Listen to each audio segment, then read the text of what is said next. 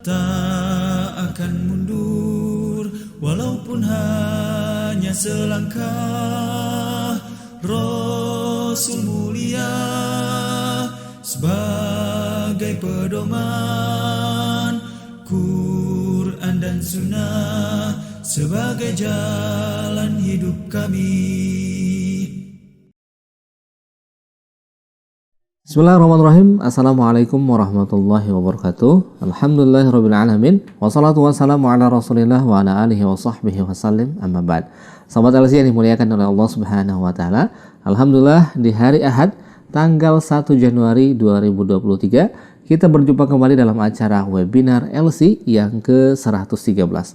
Alhamdulillah di tahun yang baru ini kita akan membahas satu tema yang spesial, yang penting dalam kehidupan kita sehari-hari, yaitu mengenai bahaya meninggalkan sholat. Nah, di tahun baru kebanyakan orang banyak yang begadang, banyak yang menghabiskan waktu malamnya untuk berbuat yang tidak baik, kemaksiatan dan lain-lain, sehingga melupakan sholat subuh. Nah, ini bagaimana bahaya meninggalkan sholat ini, insya Allah akan kita bahas dalam webinar LC yang ke-113 bersama Ustadz Ilyas Eskom SUD. Dan tentunya ini satu tema yang penting, bahwa menjaga sholat merupakan salah satu hal yang sangat penting dalam kehidupan kita, karena sholat adalah hal yang pertama kali akan dihisab. Namun sebelum kita membahas lebih dalam mengenai materi bahaya meninggalkan sholat, jangan lupa bagi teman-teman untuk isi form kehadirannya di live chat dengan ketik hadir, tanda pagar nama dan tanda pagar kota. Dan jangan lupa bagi teman-teman yang ingin mendapatkan e-sertifikat, silakan bisa isi link Google Form yang sudah admin bagikan. Jadi jangan lupa untuk ikuti persyaratannya untuk mendapatkan e-sertifikatnya. Dan jangan lupa untuk teman-teman share juga info program webinar ini ke teman, sahabat, dan keluarga agar mendapatkan kebaikan yang berlimpah dari Allah Subhanahu wa Ta'ala. Tidak berlama-lama lagi, mari kita simak webinar LC yang ke-113 bersama dengan Ustadz Ilyas Eskom SUD MPD tentang bahaya meninggalkan sholat. Assalamualaikum warahmatullahi wabarakatuh.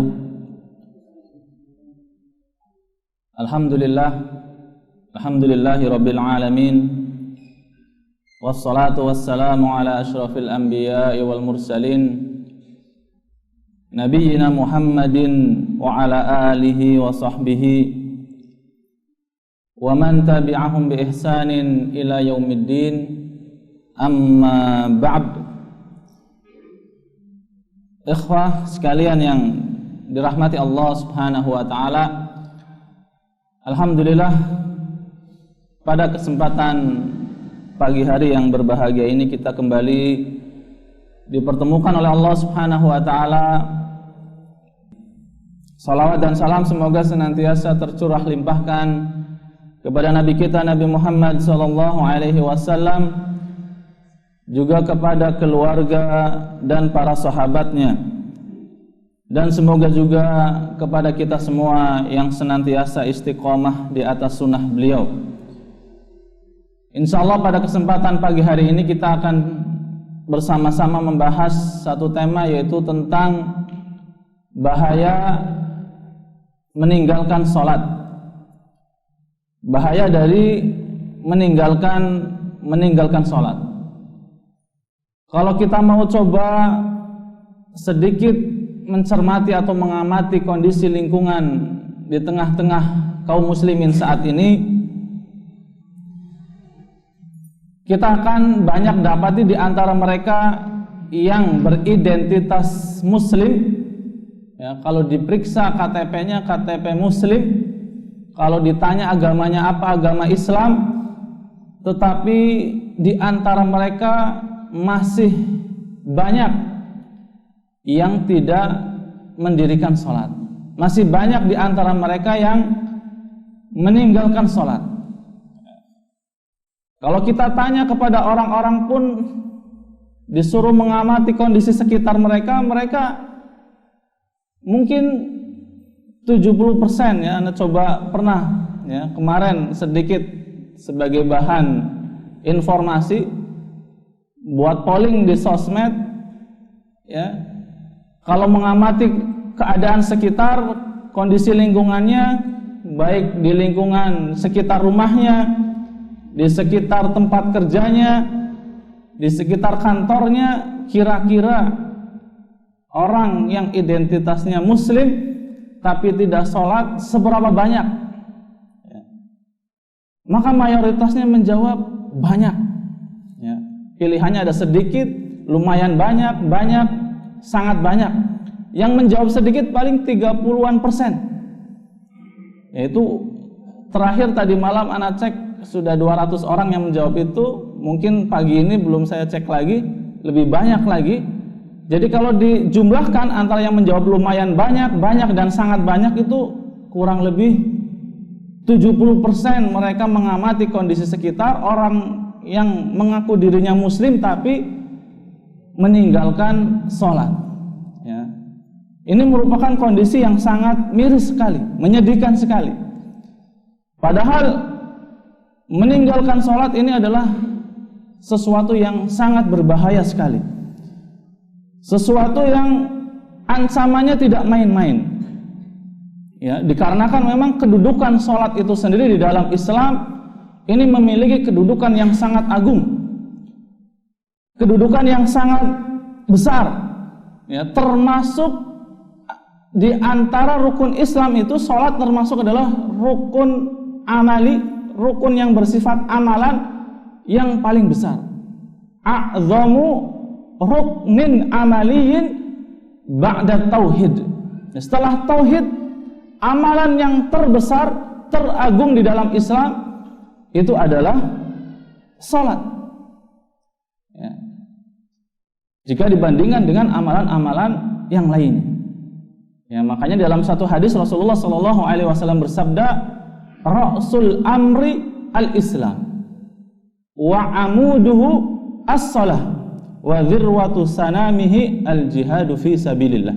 Ra'sul amr, pokok segala urusan itu adalah Islam. Wa amuduhu, dan tiangnya, tiang Islam itu adalah salat. Ya, kita tahu bahwa rukun Islam itu ada 5. Ada syahadat, salat, yang kedua salat, yang ketiga zakat, yang keempat puasa, saum, yang kelima adalah haji. Ini kan merupakan rukun Islam. Tapi dari keempat rukun Islam yang sifatnya amali, ya, rukun ke-2 sampai yang ke-5, hanya salat yang disebutkan sebagai tiangnya agama, sebagai penopangnya agama. Ya, ini menunjukkan salat itu dibandingkan bahkan dengan rukun Islam yang lainnya jauh lebih besar. Ya, jauh lebih agung. Ini menunjukkan saking besarnya kedudukan sholat di dalam Islam. Ya. Bahkan kita lihat pensyariatan sholat itu pun berbeda dengan rukun-rukun atau amalan yang lainnya. Bahwa sholat ini disyariatkan untuk dikerjakan setiap hari rutin, terus menerus, kontinu rutin setiap hari oleh seorang muslim. Bukan hanya setiap hari, bahkan sehari sampai dengan diwajibkan 5 kali, 5 waktu sholat. Ya, berbeda dengan rukun yang lainnya, misalnya zakat, tidak dikerjakan tiap hari. Ya, ada nisabnya, ada haulnya, putarannya setahun sekali.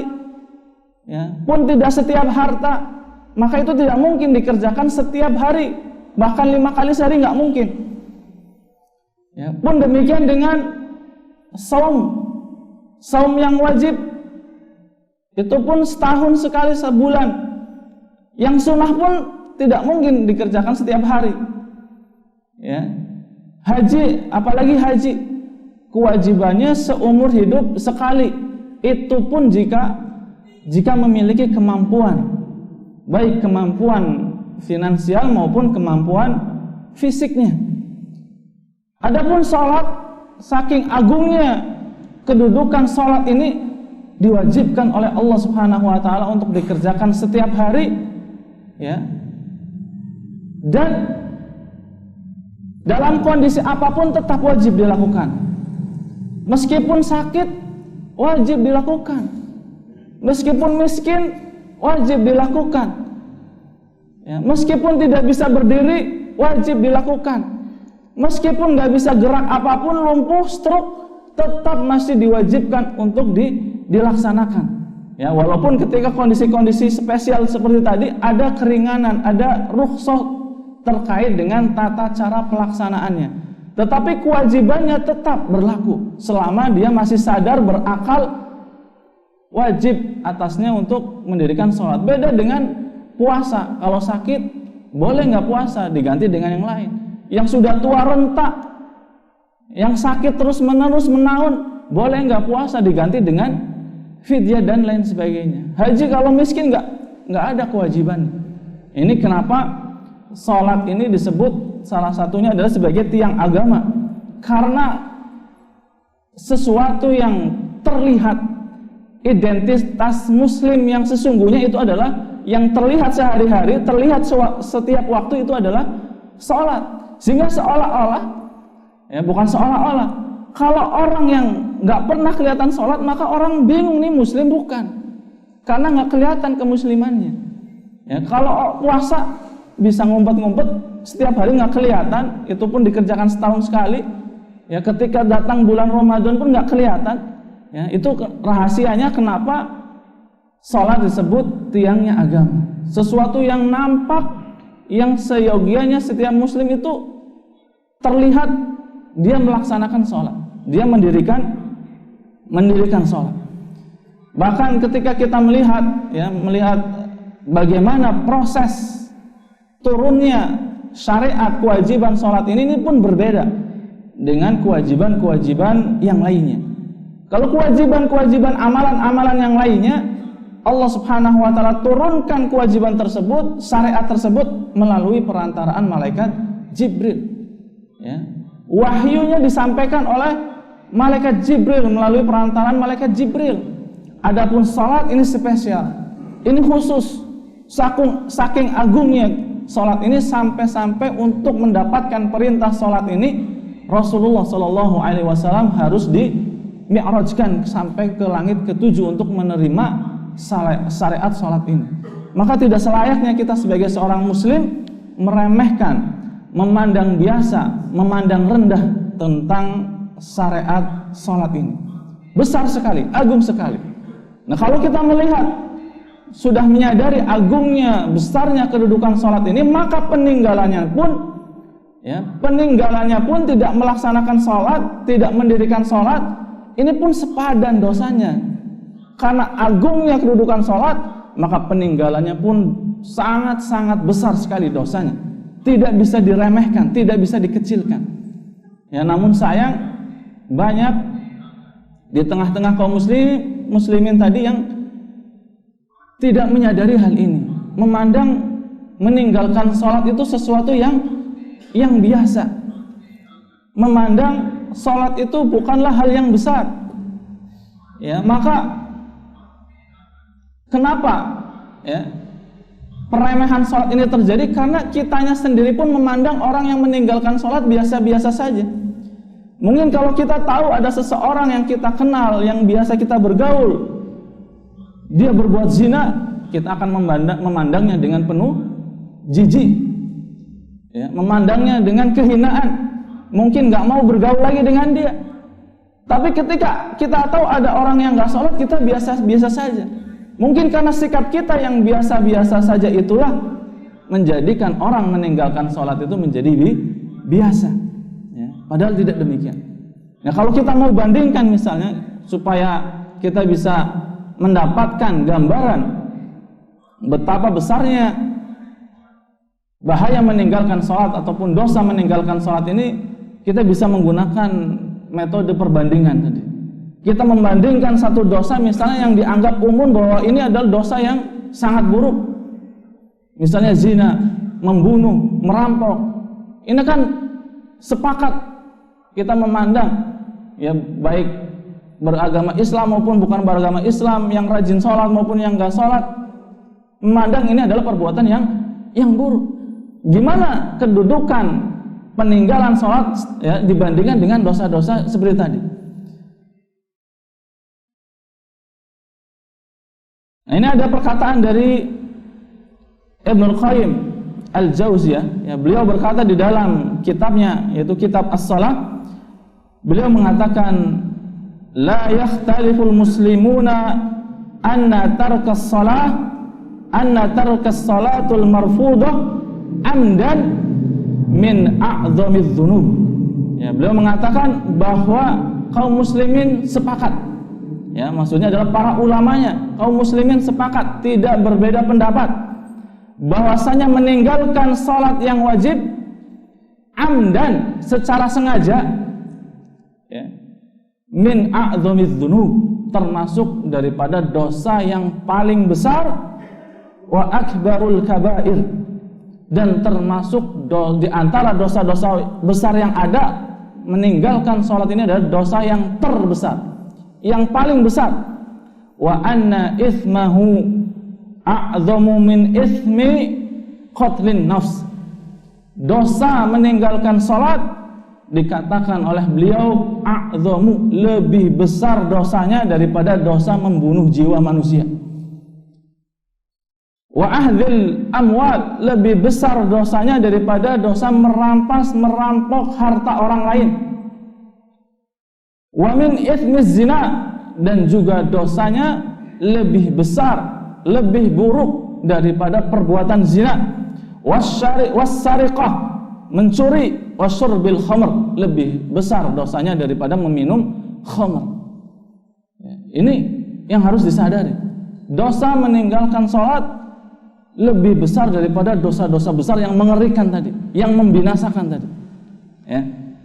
Oleh karena itu, ikhwas sekalian yang dirahmati Allah Subhanahu wa taala,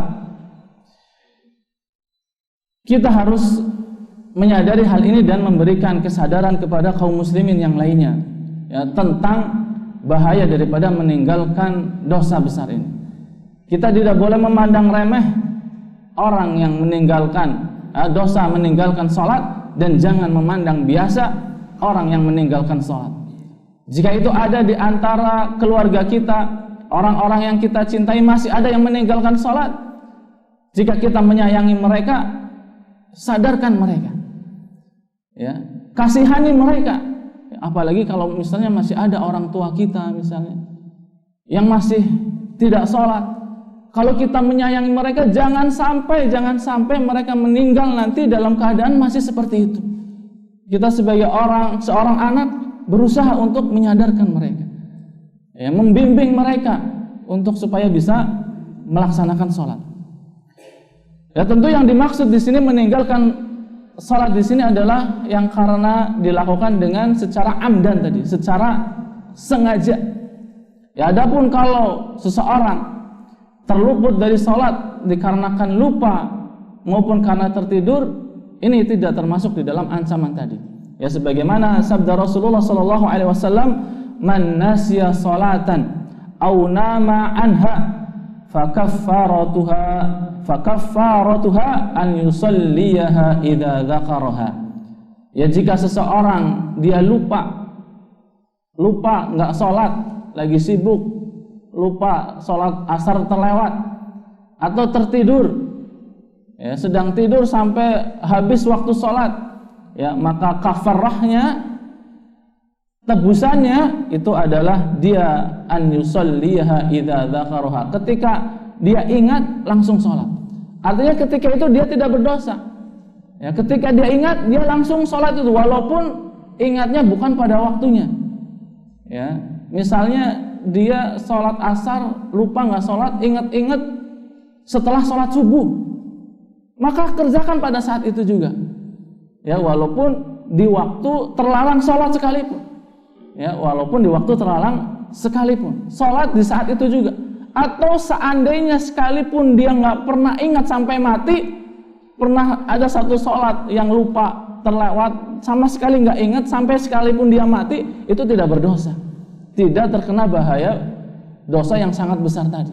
Jadi yang dimaksud pembahasan kita kali ini adalah mereka yang meninggalkan sholat dikarenakan kesengajaan, ya, dikarenakan kesengajaan.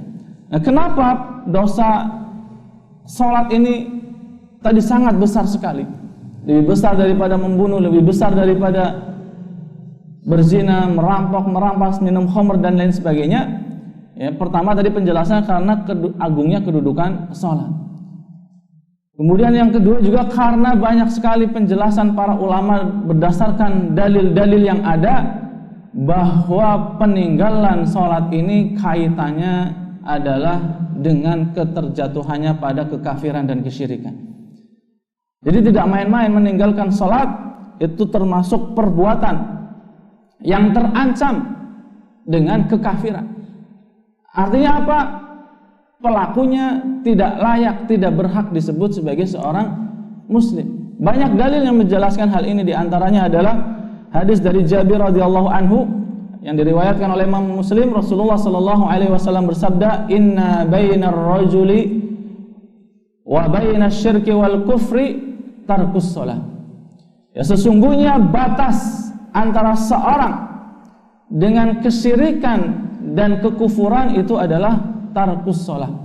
Jadi yang membatasi seseorang berada pada area keimanan dan area kekufuran ataupun kesyirikan, batasnya itu adalah meninggalkan sholat. Ya, ibarat satu kelas, ada kelas 1, ada kelas 2 dibatasi oleh dinding.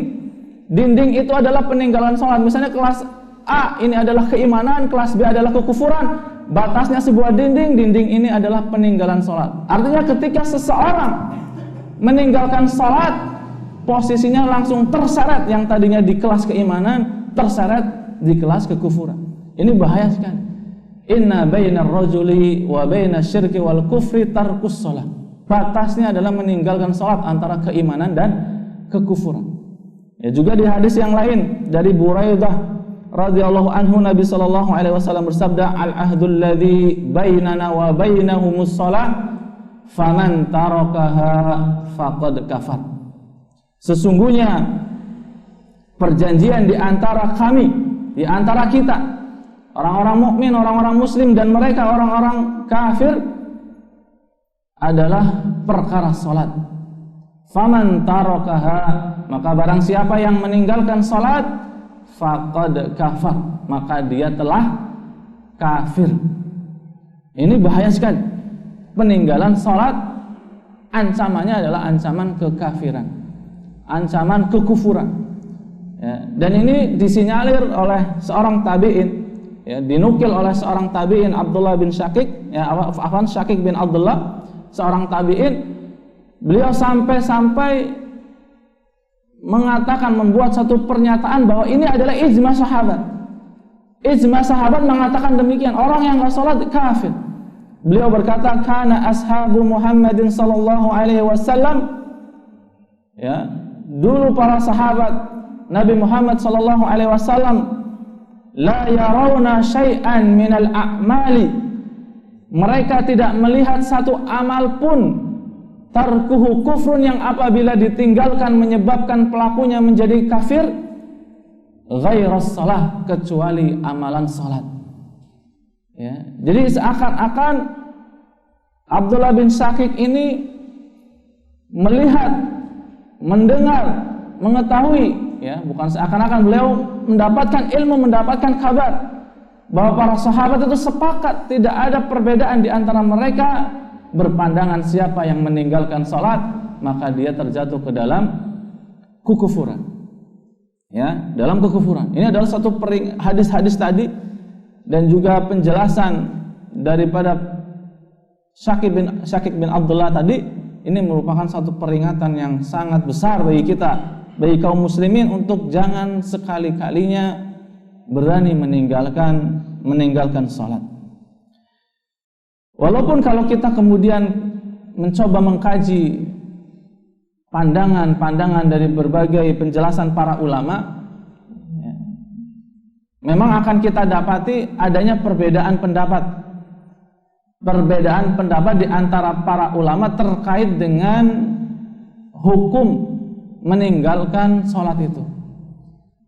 Ada pendapat pertama mengatakan kafir secara mutlak. Ya, meninggalkan sholat kafir secara mutlak berdasarkan dalil-dalil, diantaranya hadis tadi yang kita sudah sampaikan. Tapi ternyata ada juga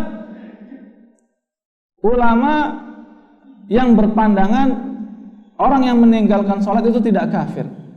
Ya, dia terjatuh benar dalam dosa yang sangat-sangat besar, tetapi tidak sampai terjerumus di dalam kekafiran.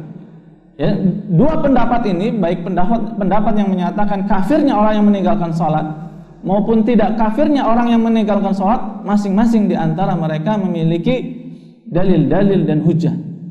Ya, dalil yang mengatakan kafir tadi, ya, di antara dalil yang dibawakan oleh ulama, pendapat ulama yang mengatakan tidak kafirnya orang meninggalkan sholat, di antaranya adalah hadis dari Ubadah bin Samit yang diriwayatkan oleh Abu Dawud An-Nasa'i.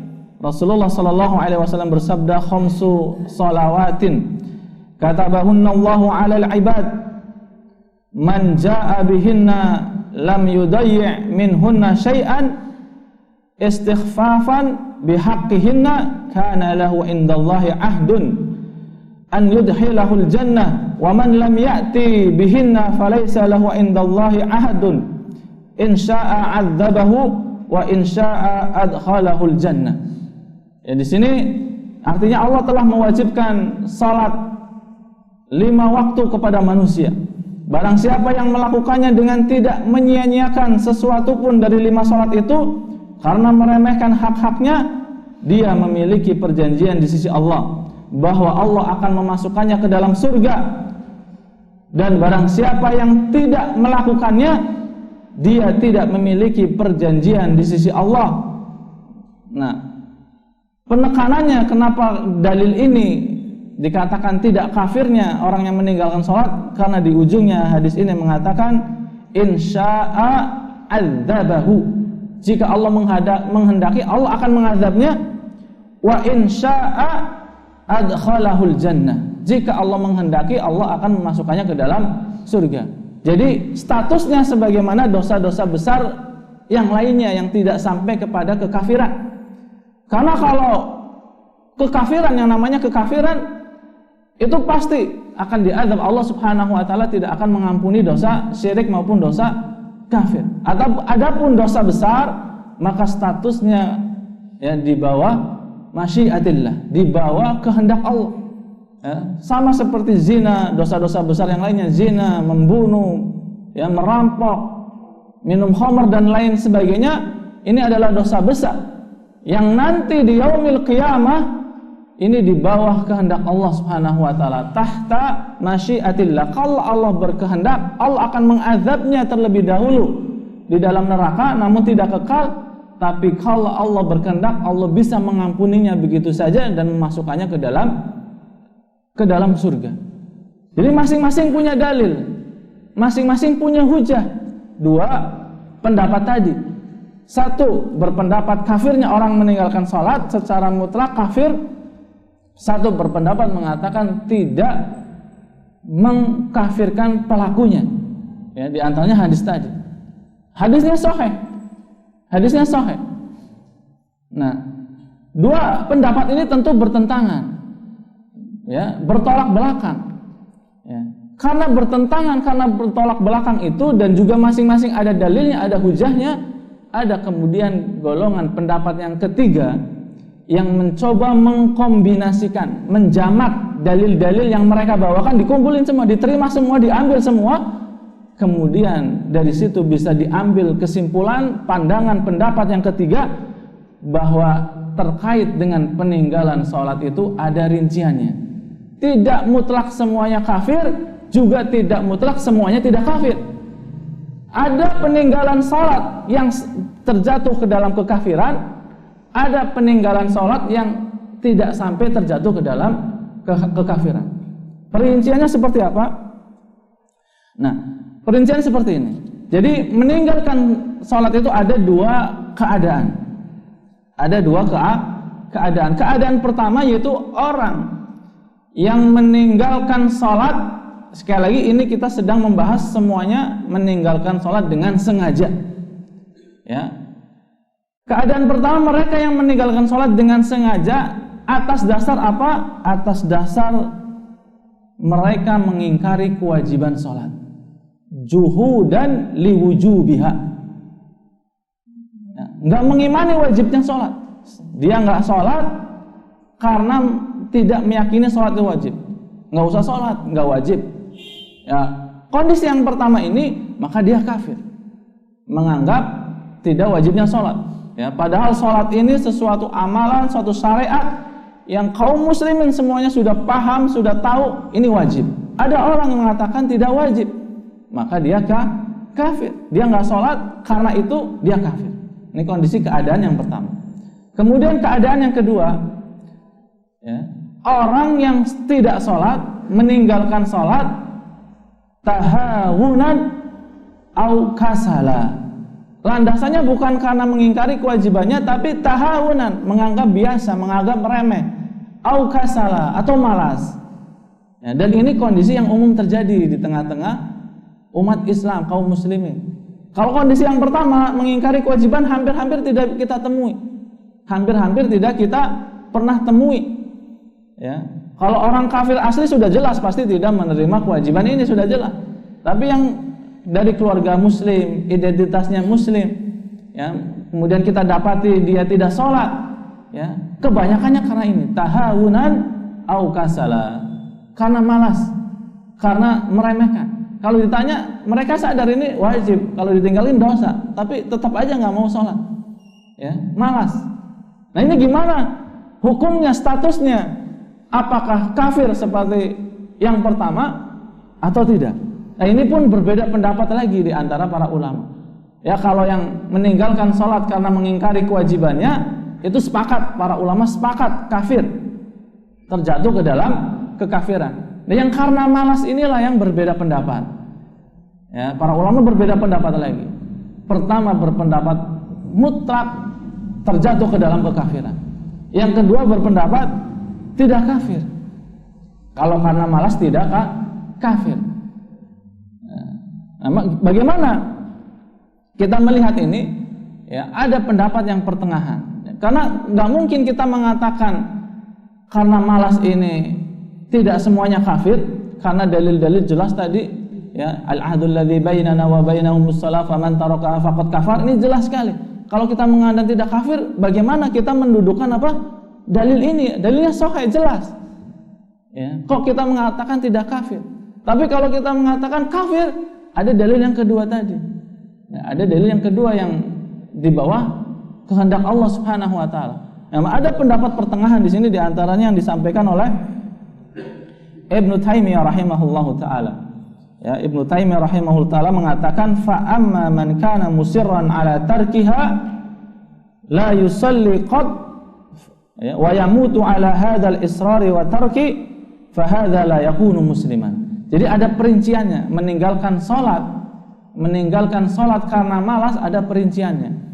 Kalau seseorang, ya, kata Ibnu Taimiyah, seandainya, ya, seseorang itu, ya, musirran ala tarkiha, terus menerus meninggalkan salat itu, la yusalli qad, tidak pernah salat sama sekali, dia muslim.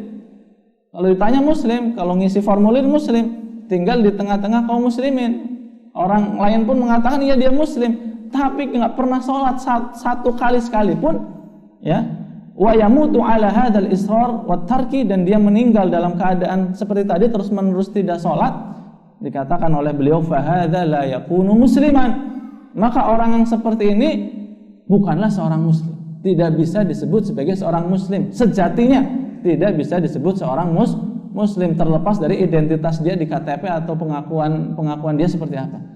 Ya, lakinna, kata beliau melanjutkan, lakinna aktsaron nasi yusalluna taratan wa tarkunaha taratan. Tetapi ada banyak manusia yang terkadang dia sholat, terkadang dia meninggalkan sholat. Ya, bahasa kitanya bolong-bolong sholatnya. Ya, sholat duhur lagi karena istirahat kerja gitu, ya, dia sholat. Pas sholat asar nanggung nggak sholat, udah pulang kerja pengen buru-buru nyampe rumah, sampai asar nggak sholat. Ya, nanti maghrib udah nyampe sholat lagi, sholat maghrib, isya udah ngantuk nggak sholat. Jadi bolong-bolong sholatnya seperti itu. Ya, tapi rutin, ya, bolong-bolongnya rutin gitu, ya. Dikatakan oleh beliau, fahaulai laisu yuhafizuna 'alaiha wa haulai tahtal wa'id. Ya. Orang yang seperti ini tidak disebut orang yang meninggalkan sholat, tetapi disebut orang yang tidak menjaga sholat. Berbeda meninggalkan dengan tidak menjaga. Ya. Antum punya barang, ya, barangnya disimpan tapi tidak dijaga, udah berdebu apa sebagainya. Beda dengan yang membuang barang. Ini barangnya ada tapi tidak dijaga. Ini orang sholat tapi sholatnya tidak dijaga. Ya, bolong-bolong tadi misal. Ya. Dia termasuk orang yang tidak menjaga sholat atau orang yang lalai. Tidak sampai dikatakan sebagai orang yang meninggalkan sholat. Wa haula'i tahtal wa'id. Orang seperti inilah yang dibawa ancaman tadi atau dibawa kehendak Allah tadi, termasuk dosa besar tapi tidak sampai pada keadaan kufur, tidak keadaan sampai terjatuh ke dalam kekafiran. Ya, jadi yang sampai terjatuh ke dalam kekafiran adalah ketika meninggalkannya secara mutlak. Nah, meninggalkan secara mutlak itu seperti apa? Apakah tadi selama seumur-umur nggak sholat? Ada pertanyaan kemudian tergelitik di kita. Gimana kalau seumur-umur dia pernah sholat tapi sekali, sebulan sekali misalnya, atau setahun sekali? Ya. Jadi sudah kelihatan lah, ya, mayoritasnya kelihatan nggak sholat. Ya, ini masuknya yang mana? Termasuk yang meninggalkan sholat secara keseluruhan atau yang disebut dengan bolong-bolong. Ada penjelasan di sini, ya, menjelaskan tentang batasan daripada meninggalkan sholat secara mutlak itu seperti apa. Inna dhabita tarkis shalah, sesungguhnya standar dikatakan meninggalkan sholat itu adalah alladzi yu'adu kufran huwa at-tarkul mutlaq, yaitu yang disebut dengan meninggalkan sholat secara mutlak, alladzi yatahaqqaqu bitarkis shalah bil kulliyah. Yang pertama, meninggalkan sholat secara keseluruhan. Tadi nggak pernah seumur-umur satu pun nggak pernah sholat, itu disebut orang yang tarkus sholat. Au bil israri ala adami iqamatiha, ini sama, terus menerus tidak mendirikan sholat, ini yang agak beda. Au bitarkiha fil a'amil aghlab, atau mayoritasnya dia meninggalkan sholat. Ketika dikatakan mayoritasnya berarti ada bagian kecil dia pernah sholat. Tadi mungkin setahun sekali, sebulan sekali, sekali-kali, ya. Bima yusbihu atarkal mutlak. Kondisi yang seperti ini, orang yang sekali-kali dalam umurnya, ya, bisa dihitung dengan jari kita, bahkan nggak bisa lebih, umurnya 60 tahun tapi sholatnya nggak melampaui hitungan jari kita, itu dikatakan merupakan menyerupai orang yang meninggalkan sholat secara mutlak. Artinya sama, keterjatuhannya sama, hukumnya sama, meninggalkan sholat secara mutlak, yaitu terjatuh ke dalam kekafiran. Ya, kalau kita mau analogikan, ya, misalnya dengan memakai baju. Seseorang itu dikatakan memakai baju seperti apa sih? Kalau bajunya utuh, ya, maka jelas kita katakan itu memakai baju. Kalau orang pakai baju bolong-bolong di sana sini, tetap kita katakan dia pakai baju. Ya, walaupun banyak bolongnya, tapi secara umum bajunya masih terlihat baju, maka dia dikatakan orang yang memakai baju. Tapi kalau cuman setahun sekali, seumur-umur 1, 2, 3 kali, itu kalau diibaratkan baju, nggak kelihatan wujud bajunya. Mungkin hanya kain satu potong tempel di sini. Kalau ada orang nggak pakai baju, ada kain ditempel di sini, kita katakan dia pakai baju atau enggak? Enggak. Dia nggak pakai baju, hanya ada kain yang menempel. Itu gambarannya seperti itu. Orang yang hanya beberapa kali dalam umurnya memakai baju tidak dikatakan dia memakai baju. Orang yang seumur-umur hanya dalam hitungan jari, setahun dalam hitungan jari sholat, tidak dikatakan dia orang yang mendirikan sholat. Dia termasuk dalam orang yang meninggalkan sholat, seperti meninggalkan sholat secara mutlak. Jadi itu saja pembahasan kita karena waktunya sudah habis. Jadi kesimpulannya, meninggalkan sholat ada beberapa keadaan. Pertama, meninggalkan sholat karena mengingkari kewajibannya, maka terjatuh ke dalam kekafiran. Yang kedua, meninggalkan sholat karena malas, tidak mengingkari kewajibannya, malas dan meremehkan, kondisinya ada dua. Jika meninggalkannya secara keseluruhan, maka terjatuh ke dalam kafir, atau mirip keseluruhan, terjatuh ke dalam kafir. Tapi kalau meninggalkannya sesekali bolong-bolong, tidak sampai terjatuh ke dalam kekafiran, tapi tetap dia mendapatkan ancamannya dosa yang sangat besar, yang lebih besar dosanya daripada zina, membunuh, minum khamr dan lain sebagainya. Demikian, semoga bermanfaat, semoga bisa menggugah kita, menyadarkan kita tentang pentingnya menjaga sholat dan menjadikan kita semangat untuk mendakwahkan, menyeru, membimbing saudara-saudara kita yang masih meninggalkan sholat. Subhanakallahumma wa bihamdika asyhadu an la ilaha illa anta astaghfiruka wa atubu ilaik. Wassalamualaikum warahmatullahi wabarakatuh. Siapa kita? Sahabat LC. Sahabat LC, cinta Islam selamanya. Taib, jazakumullah khairan katsiran bagi sahabat yang sudah menyaksikan webinar LC yang ke-113. Mudah-mudahan teman-teman mendapatkan ilmu, faidah dan manfaatnya dan bisa menerapkannya dalam kehidupan kita sehari-hari, bahwa kita harus menjaga sholat, ya. Karena tadi sudah disampaikan dalam tema bahaya meninggalkan sholat, banyak hal-hal yang harus kita hindari, harus kita jauhkan agar kita bisa terjaga dalam sholat kita. Dan tentunya jangan lupa untuk terus dukung program dari LC, diantaranya adalah Stadium Channel dan juga ada KSI. Jadi bagi teman-teman nih yang ingin mendapatkan keilmuan secara gratis melalui WhatsApp, silakan bisa daftar di KSI Online atau Kuliah Studi Islam Online. Gimana nih cara daftarnya? Silakan lihat deskripsi di bawah ini ya. Gampang, insya Allah acaranya semua gratis ya. Jangan lupa share juga ke teman-teman yang lain, sahabat, keluarga, agar teman-teman mendapatkan keberkahan yang berlimpah dari Allah Subhanahu wa taala. Terima kasih sudah hadir dalam acara webinar LC yang ke-113 ini. Jangan lupa untuk selalu semangat dalam menuntut ilmu. Kita cukupkan dan sampai jumpa di webinar yang akan datang. Terima kasih. Wassalamualaikum warahmatullahi wabarakatuh. Tak akan mundur walaupun hanya selangkah. Rasul mulia sebagai pedoman, Quran dan Sunnah sebagai jalan hidup kami.